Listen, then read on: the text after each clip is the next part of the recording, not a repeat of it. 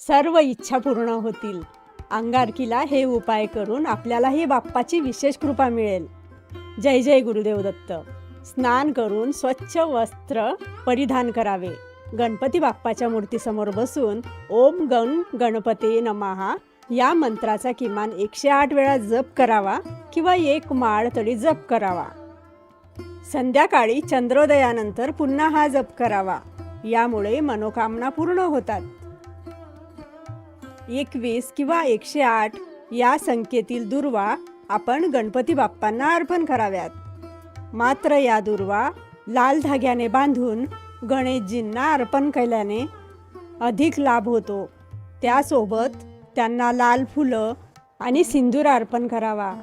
दुर्वा अर्पण केल्याने धनसंपत्ती वाढते, नोकरी व्यवसायात प्रगती होते। अंगारकी असल्याने मंगळ ग्रहाची कृपा मिळून कर्ज किंवा आर्थिक संकटे दूर होतात। संकटनाशक स्तोत्र पठण करा। संध्याकाळी गणेश पूजेनंतर अथर्वशीर्ष म्हणा। स्तोत्र गणेशाच्या विविध रूपांचं वर्णन करते आणि संकट नष्ट करते। हे पठण केल्याने बाप्पाची विशेष कृपा मिळते, दीर्घकाळाच्या समस्या दूर होतात।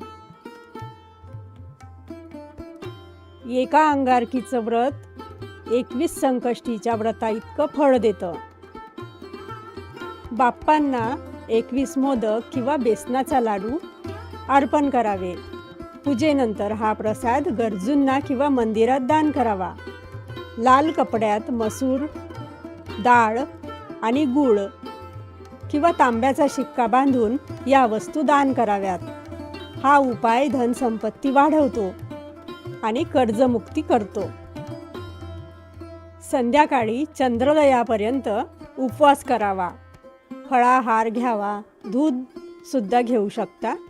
चंद्र दिसल्यावर बाप्पांना आणि चंद्राला अर्घ्य द्यावं आणि मनोभावे आपल्या इच्छांची प्रार्थना करावी। या व्रताची कथा ऐकावी। अंगारकीची कथा अपलोड केलेली आहे, ती तुम्ही बघा। जय जय गुरुदेव दत्त।